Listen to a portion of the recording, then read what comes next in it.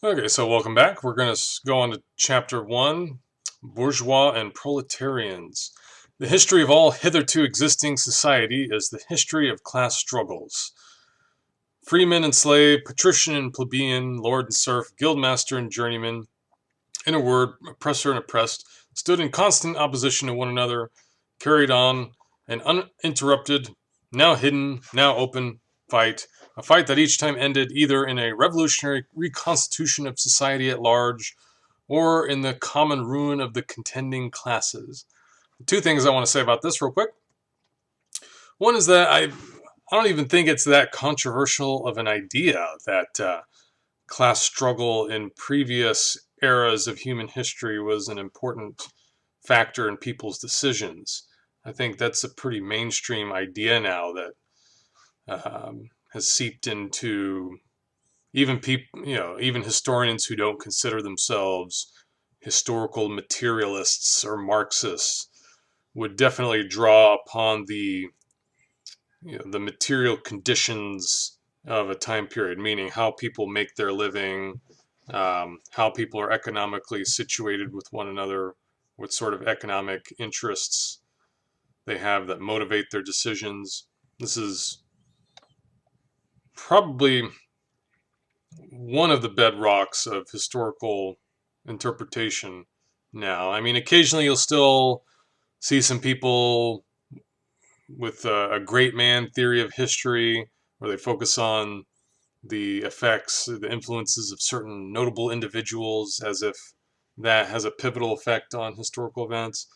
Sometimes you'll see ideological history being focused on with the implication that, ideas, pivotal ideas have single-handedly changed history, and thanks to the luck of someone having a great idea, they were able to single-handedly change the course of history. You still see that, but you definitely see a lot of this basically Marxist idea that people's economic interests um, strongly dictate their decision making. It dictates what ideas will resonate with them and appeal to them and seem reasonable.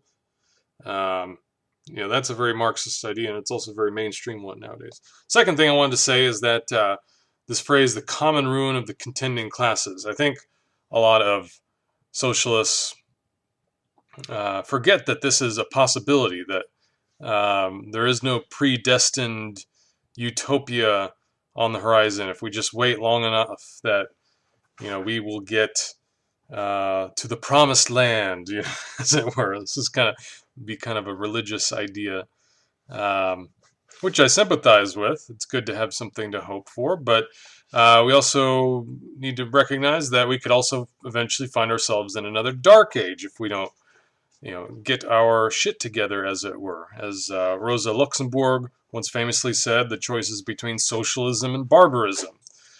Barbarism being the situation where we have the common ruin of the contending classes. The class struggle degenerating into a situation where both sides beat up on each other so much or cause so much collateral damage to the world, to the economy, to the ecosystem, that they both get thrown back into a dark age, as it were. So, one way of looking at the Roman Empire is kind of as a stalemate in the class struggle, um, and it,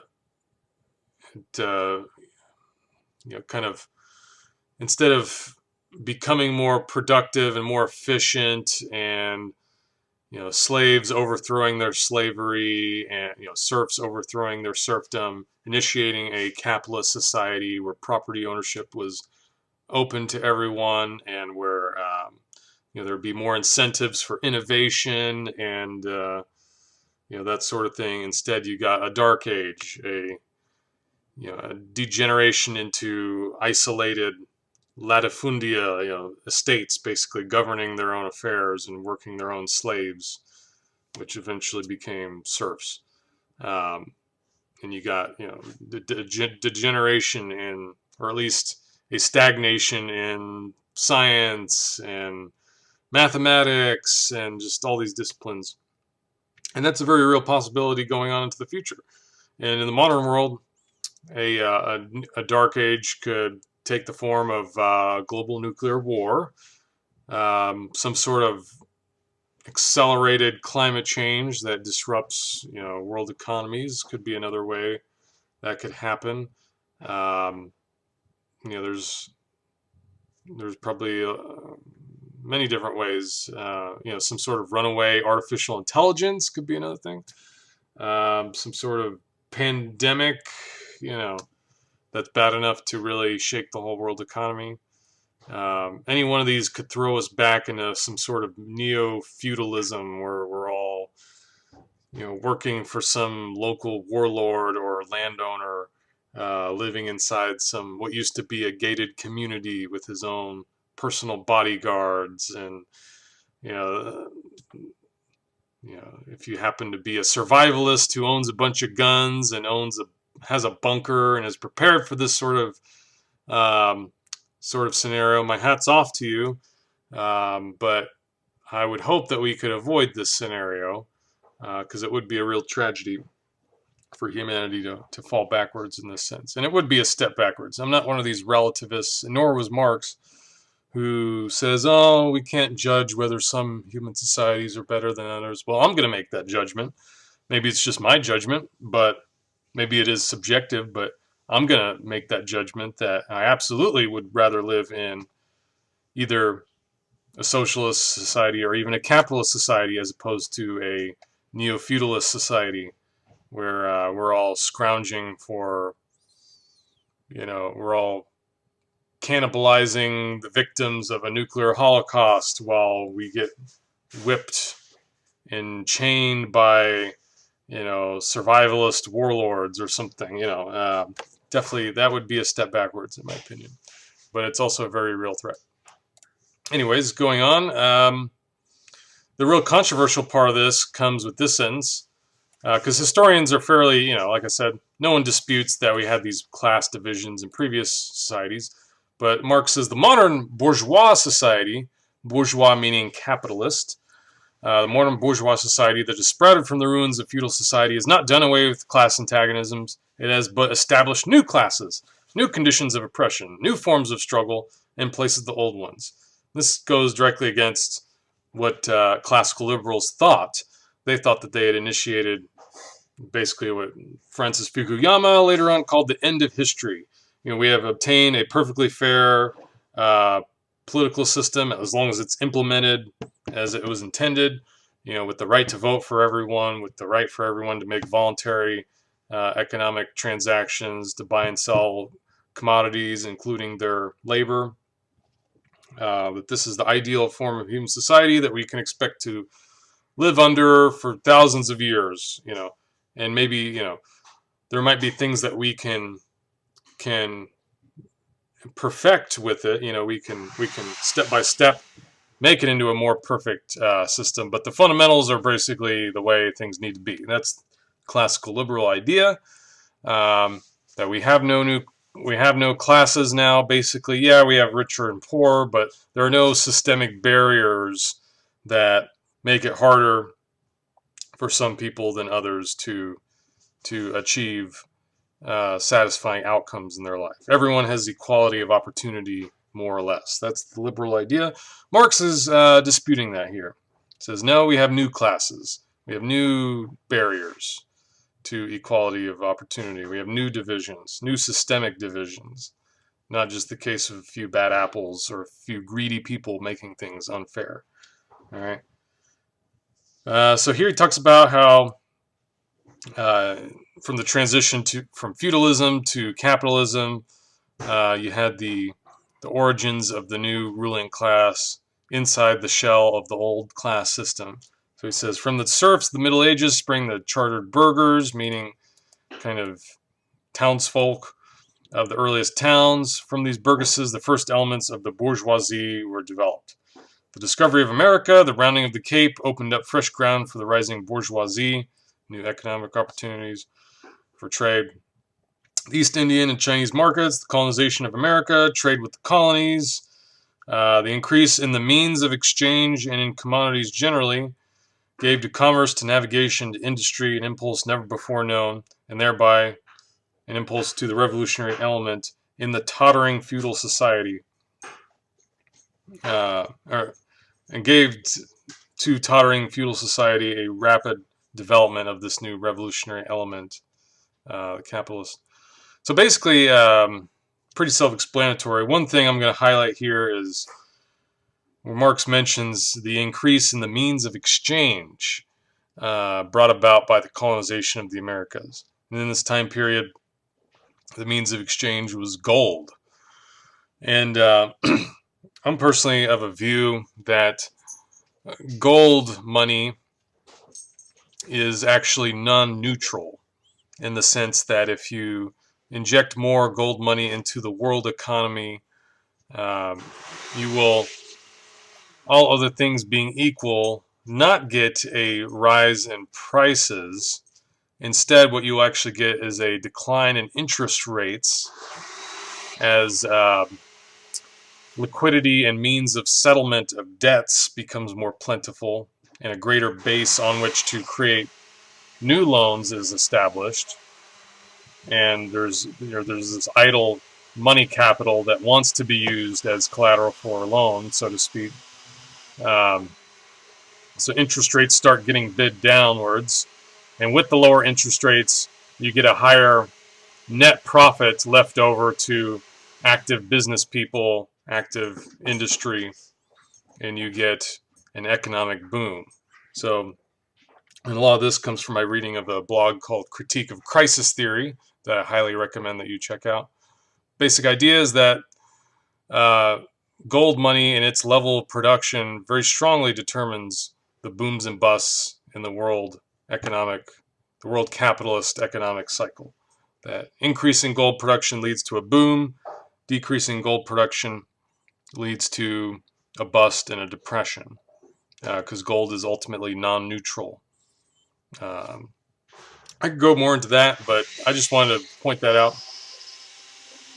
He says, the feudal system of industry in which industrial production was monopolized by closed guilds now no longer sufficed for the growing wants of the new markets. The manufacturing system took its place. The guild masters were pushed on one side by the manufacturing middle class. Division of labor between the different corporate guilds vanished in the face of division of labor in each single workshop. So basically, new technology was invented, and this new, more efficient technology could not be harnessed as efficiently by the old patterns of production, where you'd have individual workshops doing their own little thing. It called for more centralized production in a single workshop. For example, a steam engine or even a water powered engine, like the ones that powered the first textile mills. It just works much better if you have it all in one location under the direction of one single owner. Marx. So in this way, capitalism was an improvement over feudalism because it was not, it could fully exploit the potential of this new technology. Old feudal social relations where you have isolated production, you have all these restrictions from the guilds over how much you can produce and how, what sort of customary techniques you're supposed to use and this and that. All that was holding back production from its new potential that it had been given by this new technology. So to fully utilize this new technology, you needed new relations of production. So here Marx begins his praise of capitalism in comparison to feudalism. So, for Marx, this is all relative. You should think of human society as being on a continuum where, starts out at a lower stage of development, and Marx wants to, as quickly as possible, like a game of chutes and ladders, get up to the higher stage of development. And so, in that sense, he's pro-capitalist. He sees capitalism as definitely an advancement over previous stages of production.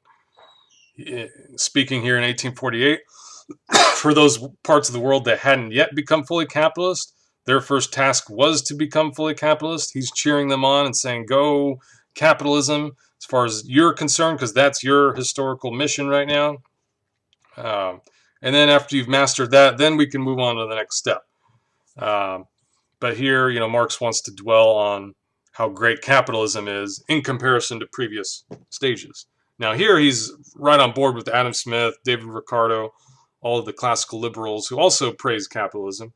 Difference is Marx doesn't see capitalism as the final stage or the ideal. He just sees it as an incremental improvement. All right. Anyways,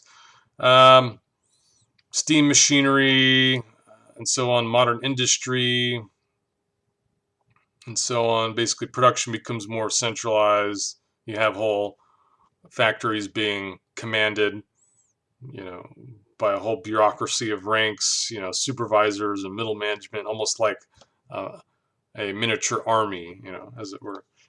Modern industry has established the world market for which the discovery of America paved the way. This market has given an immense development to commerce, to navigation, to communication by land. This development has, in its turn, reacted on the extension of industry. And in proportion as industry, commerce, navigation, railways extended, in the same proportion the bourgeoisie developed, increased its capital, and pushed into the background every class handed down from the Middle Ages. Each step in the development of the bourgeoisie was accompanied by a corresponding political advance of that class. Starting out as an oppressed class under the sway of the feudal nobility, an armed and self-governing association in the medieval commune, here an independent urban republic as in Italy and Germany, there as a taxable third estate of the monarchy as in France, afterwards in the period of manufacturing proper, serving either the semi-feudal or the absolute monarchy as a counterpoise against the nobility. So where they're kind of catching up to the power of the nobility but aren't quite able to rule on their own quite yet. At this point in history, you saw them, jockeying for power with the nobility and sometimes being played off against the nobility by these absolutist monarchies who could kind of use the temporary balance between these two classes as a way to cement their own power by, first allying with one, then allying with the other, keeping them both fighting each other so that they wouldn't actually tackle the monarchy itself. You see in Marx a similar idea in explaining what he would call a Bonapartist dictatorship, which is a perfect description of Donald Trump's presidency, by the way, where you've got, let's say, the working class and the capitalist class. They're both in a somewhat strong and influential position, but neither is really definitively overpowering the other. So that allows a third person to come in, a third group, and kind of by playing the two classes off against each other, by promising this to one group, this to the other one, getting them to squabble amongst themselves in some sort of inconclusive battle, because neither is strong enough to totally defeat the other one. Then the third person can kind of step back and reap the spoils and for his own corrupt personal gain. I think that's a pretty good description of Donald Trump's presidency. Someone who will promise everything to everyone with absolutely no consistency and no principles.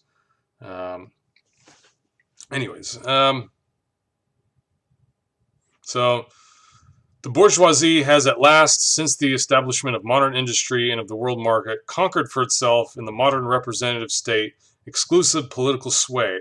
The executive of the modern state is but a committee for managing the common affairs of the whole bourgeoisie. So within the bourgeoisie, you've got conflicts of interest. You've got, they're more minor than, let's say, the conflicts of interest between a business owner and one of his or her wage workers. Their conflict is very extreme. It's, wage worker wants a higher wage, business owner wants to pay a lower wage. Pretty clear cut. In the case of business owners against each other, you've got competition between business owners. You had, especially If there weren't the state stepping in between them, you would have attempts at sabotaging the other's factory, stealing the other's intellectual property, stealing each other's actual assets. You'd have this sort of gangster capitalism, as it were, like you see in some places of the world that don't have as strong of an executive committee of the ruling class to keep the peace within the ruling class. So Marx is saying that the state basically plays the main role that it plays is to make sure that the conditions of the economy and of the rule of law are helpful for the class as a whole to prosper. The role of the state is not to take sides and to privilege the interests of any one part of the class, the oil industry versus the electric car industry, or this industry versus that industry. Instead, the role of the state is to, try to find things that are in the common interest of the entire class, and to make sure that, things stay good for the entire class, and to keep the class from fighting against itself and sabotaging each other. And he says, the modern representative state is actually under the sway of the capitalist class. Even though it looks representative, even though it looks like we all have the right to vote, it's actually under the sway of the whole capitalist class, the whole bourgeoisie. Marx doesn't really explain why this would be the case here. He just states it. He's just putting out these arguments. He's not going back and really explaining them. Me, if I were backing up and explaining this a little bit, I would point to things like threat of capital flight, where even if everyone has the equal right to vote, not everyone has equal economic resources, and states, in order to function, absolutely need to tap into resources through taxes, especially. And capitalists can go on strike if they don't like what a government is doing. They can flee the country and deprive that country of both jobs and tax revenue. And both the state and the workers of that country are rendered, powerless and desperate against that sort of maneuver.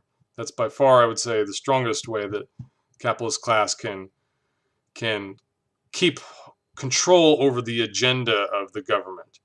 It's not like it's not like there's this grand conspiracy where the entire class gets together behind closed doors and charts out a specific little thing. But this is how they make sure that you don't get things like national workshops. It's a way that they make sure that the agenda is broadly on their side.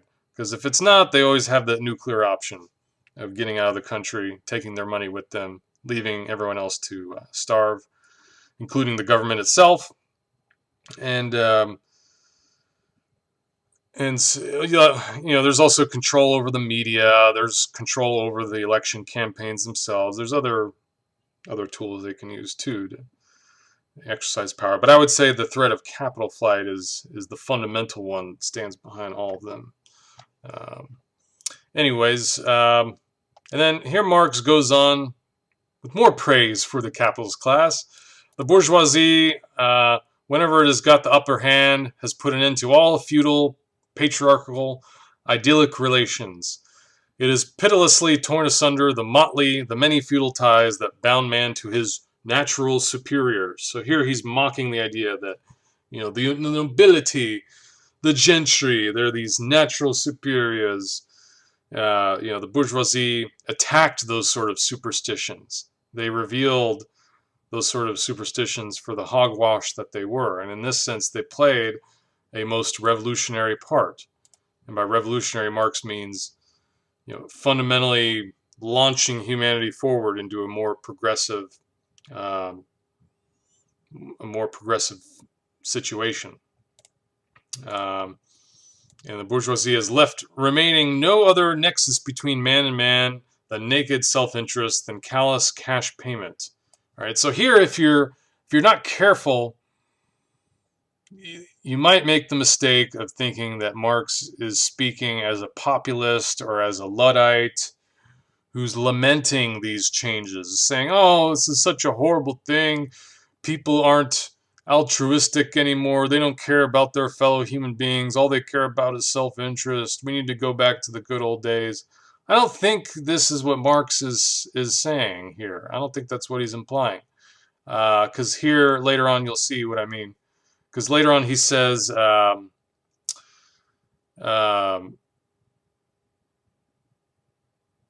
where's the part where he talks about sober senses? Yes, he says, man is at last compelled to face with sober senses his real conditions of life and his relations with his kind.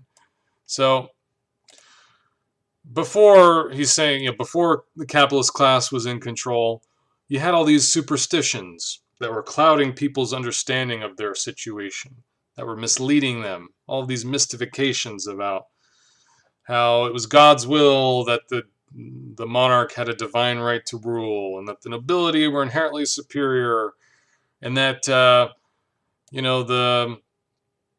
uh, that your boss really cared about you. This is a common idea among peasants, in the pre-capitalist epoch. Oh, my padrone, my boss my landlord is a good, gentle, God-fearing man. All these other landlords are exploitative, but mine is a good one. You know, that was all along an illusion. If it seemed golden and nice, that's just because people romanticized it and they were looking at it through mystified rose-colored glasses. It never was a good relationship. It was always exploitative. So at least what the bourgeoisie is doing is laying bare this exploitation. All right, it's laying bare how dependent people are on these superiors, how dependent wage laborers are on their bosses, how in such abject desperation they are, sitting at their feet, depending on them for a job. It really just rubs it in, that you're dependent on this sort of thing. It doesn't cloud it with this hogwash about, my boss takes care of me. He's a good man, my church takes care of me. They only care about my soul. No, capitalism tends to erode that sort of superstition. Shows that the church is all about the money. All right, it lays bare the truth that was there all along. Right, it drowns the most heavenly ecstasies of religious fervor, of chivalrous enthusiasm, of Philistine sentimentalism, in the icy water of egotistical calculation. So it shows that there's a lot of egotistical calculation hiding behind these things all along. Medieval chivalry. Oh yes, my lady, I will go off and fight the Muslims for the Holy Lands so that I will champion your fair name and forever immortalize it in my poems or whatever. Really, it's about this. It's about control over resources. It's about things that are much more petty. And the nice thing about the capitalist era is that it lays these things bare. These things are a little more obvious in capitalism. So, in one word, for exploitation veiled by religious and political illusions, which is what people used to have under feudalism, they're exploited, but they had a veil over their eyes. They were mystified and misled by all these theories that it was God's will, or that their lord was just taking care of them, or their slave master was just looking after them. Gets rid of all these religious and political illusions, and instead you still have exploitation, but it's at least naked, shameless, direct exploitation that is obvious, or should be at least more obvious to the new oppressed class, right? The bourgeoisie is stripped of its halo. Every occupation, hitherto honored and looked up to with reverent awe, it has converted the physician, the lawyer, the priest, the poet, the man of science into its paid wage laborers. So it's commodifying everything. Everything's for sale. I can get you some climate science that shows that global warming isn't real if you got enough money, right? I can probably find where to get that for you. That's just one example. The bourgeoisie has torn away from the family its sentimental veil and has reduced the family relation to a mere money relation. So, in reality, family units are a way to make a living. They're a way for the members of the family to survive, for the children to survive, for the spouses to survive and share resources. All right, so families are a very practical institution in that sense.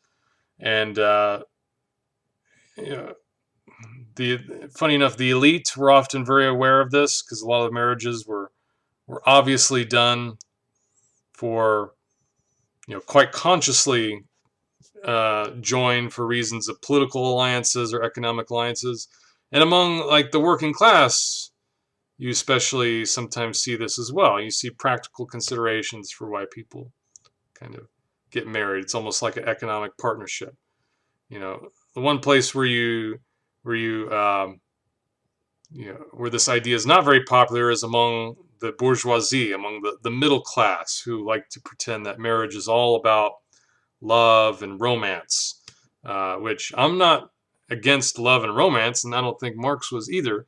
But Marx is saying that the institution of marriage as a legal institution, the family as a legal unit, is not there because it's conducive to love and romance. That's, how romantic is it for, when you go to, the county courthouse and get your marriage license signed? Oh, how romantic, might as well get some candlelight lighting to set the mood, right? And no, that's not where the romance is. The romance is in people interacting with each other as spontaneous human beings in those rare moments that they can step outside of their economic or legal responsibilities.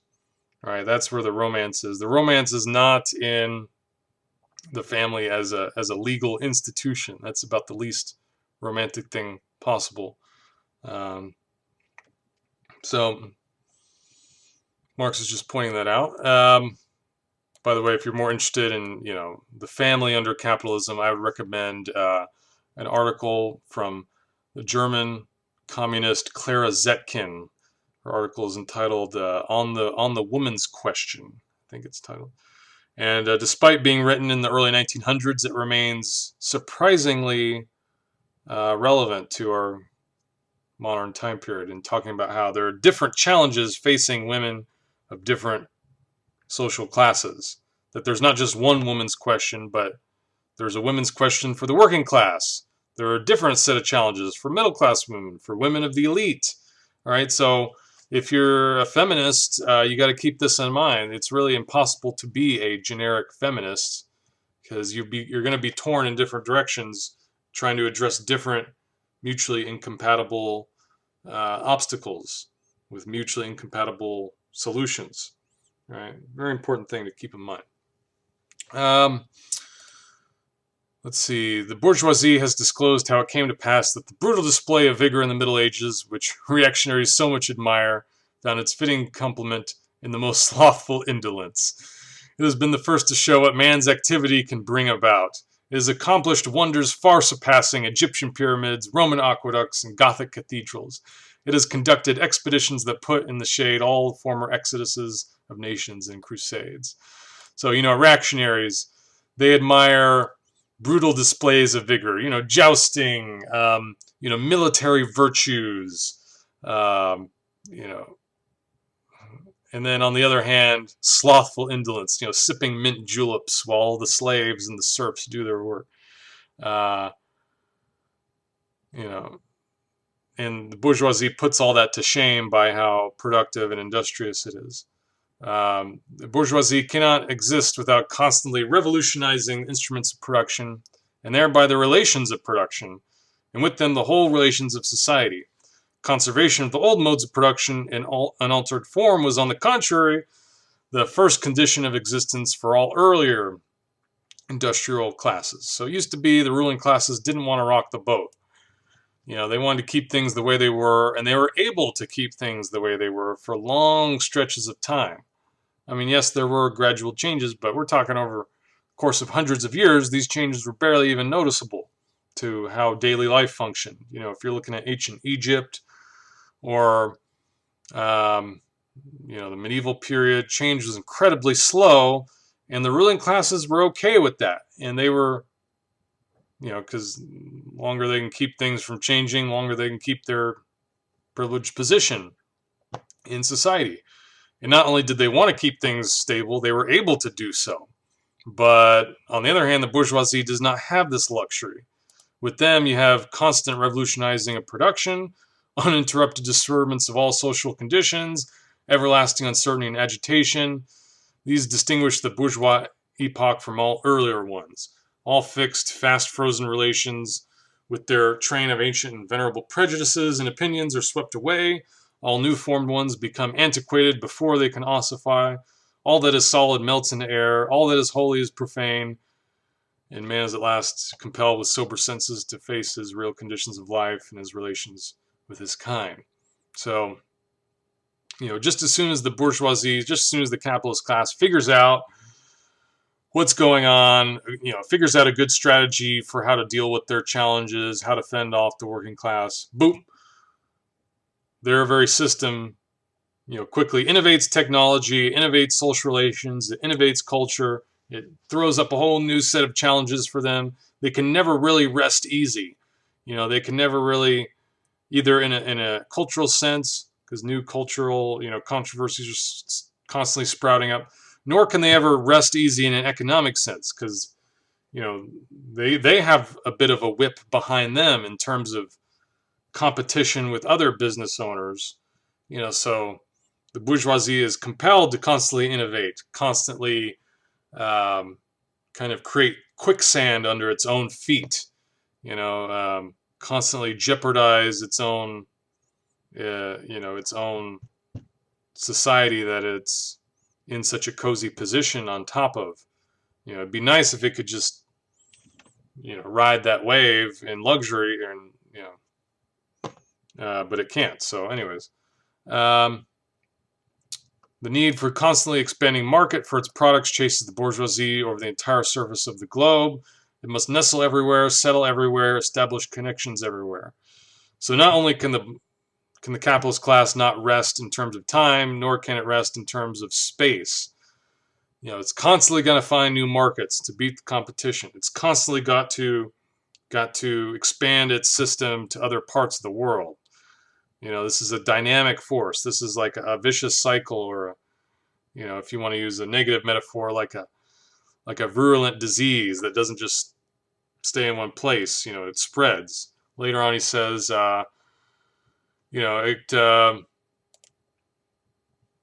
here we go. He says, the bourgeoisie, by the rapid improvement of all instruments of production, by the immensely facilitated means of communication, draws all, even the most barbarian nations into civilization. So barbarian, here's Karl Marx in his Victorian mode, looking down on all the primitive hunter-gatherers, and says, the cheap prices of commodities are the heavy artillery with which it batters down all Chinese walls. Meaning, let's say the Chinese don't want to do business with you. Well, too bad. They're going to have to do business with you, because as soon as these British merchants start showing up with low-priced commodities, then Chinese consumers with whatever purchasing power they have are going to start buying from these foreign suppliers rather than from local Chinese suppliers that are using a less efficient method that's based on some sort of feudal economic structure. So, funny enough, the irony is that in a way it's kind of in the reverse now. Now it's the cheap Chinese prices that are battering down American walls. But, basically this is just the principle that the system of competition and profit incentive, forces other countries to keep up with the latest developments, or else they lose to the competition. And if it's, if this isn't accomplished through the marketplace, then it can just as easily be accomplished through military means as well. Because what happens if your country, let's say it erects all sorts of trade barriers and tariffs and stuff, and tries to shut out foreign competition, tries to shut out all of the more efficient foreign producers who have adopted this, capitalist mode of production, and have, gotten rid of all the legal feudal restrictions, so the new technology can be fully unleashed and produce these things much more efficiently. Even if you block all that out of the marketplace, what's going to happen? Well, your society is going to fall behind militarily, and you're going to be conquered, right? So it compels all nations on pain of extinction to adopt the bourgeois mode of production. It compels them to introduce what it calls civilization into their midst, i.e. to become bourgeois themselves. In one word, it creates a world after its own image. So here, the bourgeois mode of production is almost like a god. It's a creator. All right, it's just like God, supposedly created Adam and Eve in his own image. Here's the bourgeoisie, molding more and more of the world out. And actually, I should not say it's not the bourgeoisie that's doing this.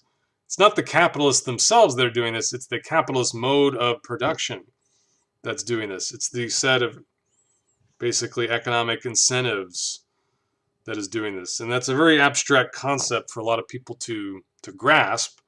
A lot of people want to blame this all on the Jews or on some secret cabal or on the Bilderbergers or the New World Order, as Alex Jones would say. People want to put a tangible face on what is causing these dynamic changes to their world. But in reality, it's not any one tangible thing. It's this whole abstract system of economic incentives that Marx called the bourgeois mode of production, that I would call the capitalist mode of production. Producing things for sale in a system where labor power itself is for sale, is produced for sale, where workers have to sell their labor power. This is the system that's causing these changes. The bourgeoisie has subjected the country to the rule of the towns, so more urbanization. It has created enormous cities, has greatly increased the urban population, and has thus rescued a considerable part of the population from the idiocy of rural life. So Marx is not a Luddite. He's not a romanticist. He's not looking at the old-fashioned way of things and glorifying them. He's saying, yes, pro-industry, yes, go urbanization, on into the future. Marx is somewhat of an accelerationist here. Certainly, if you read other parts of his writing, it's not like he isn't aware that this was a traumatic change for a lot of farmers, who went from being self-employed farmers on their own land to being propertyless wage workers who were dependent on someone else for a living. Obviously, it's a very traumatic change, but on the other hand, it brings all these progressive changes too.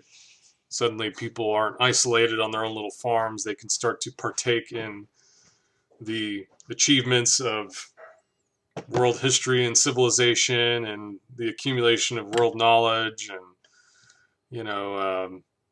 and workers can start to organize. They're not like these sacks of potatoes, as the other in some other place calls peasants.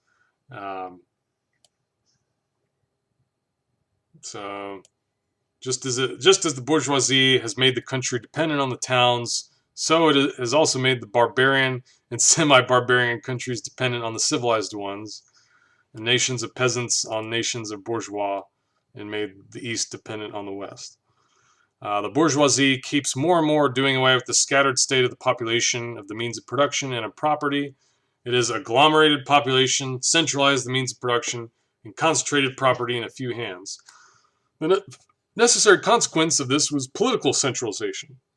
Independent but loosely connected provinces with separate interests, laws, governments, and systems of taxation became lumped together into one nation with one government, one code of laws, one national class interest, one frontier, and one customs tariff.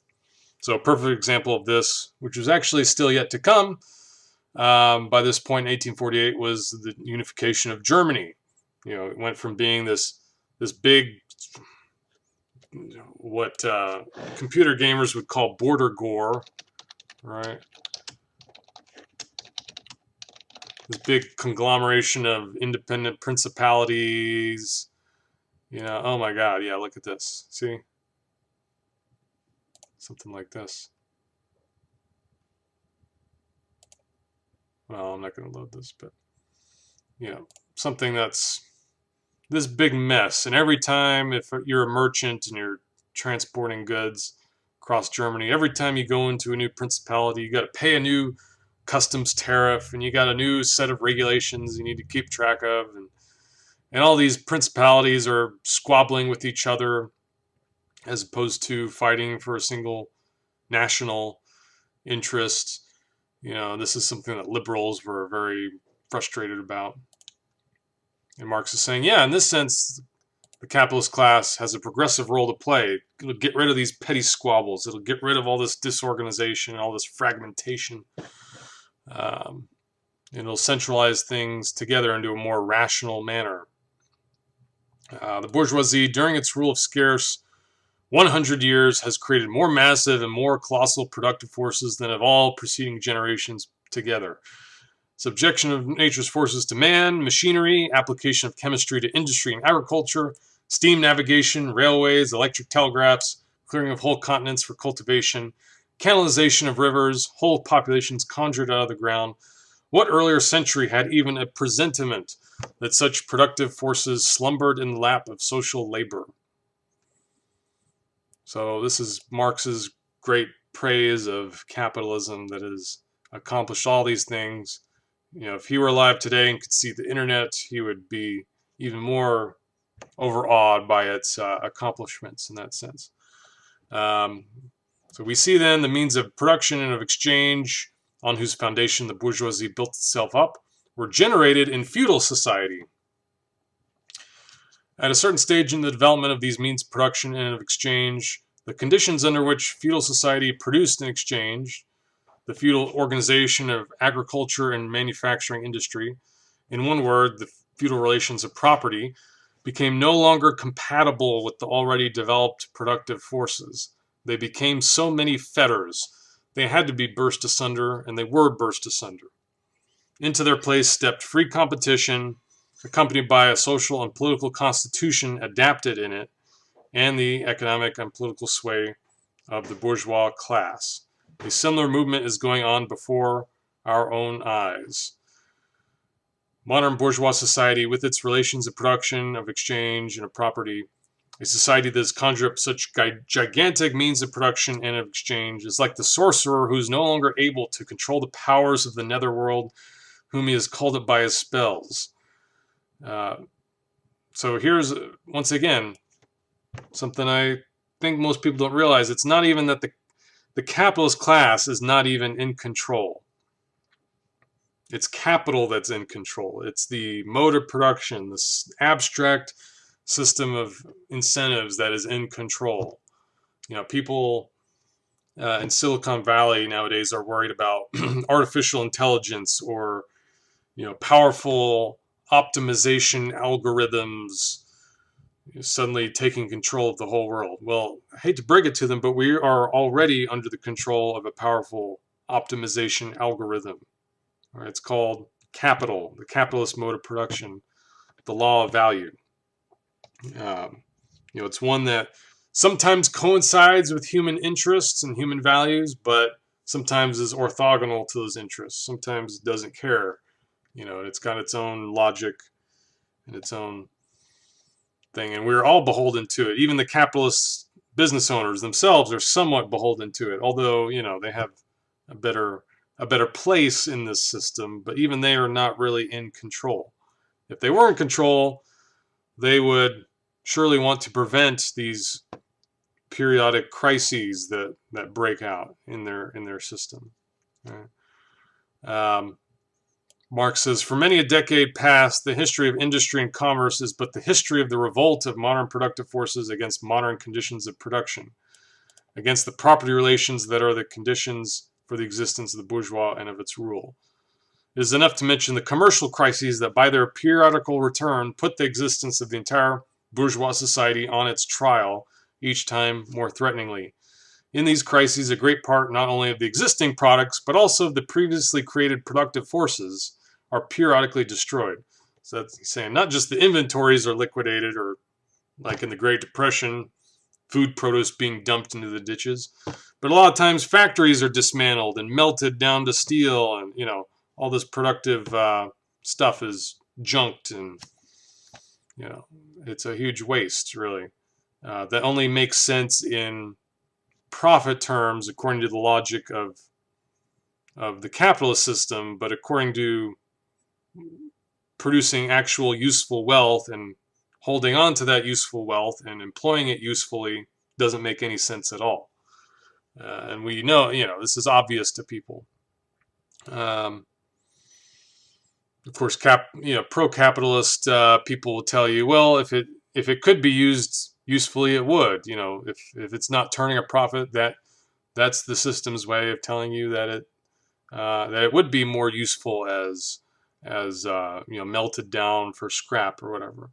But people have it's obvious that this is not always the case, right? Sometimes the logic of the system doesn't coincide with furthering human values as a whole, right?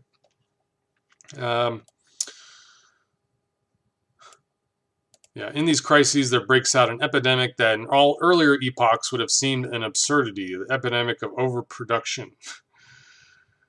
So earlier societies had crises of underproduction, where not enough food was produced or not enough stuff was produced to satisfy people's wants.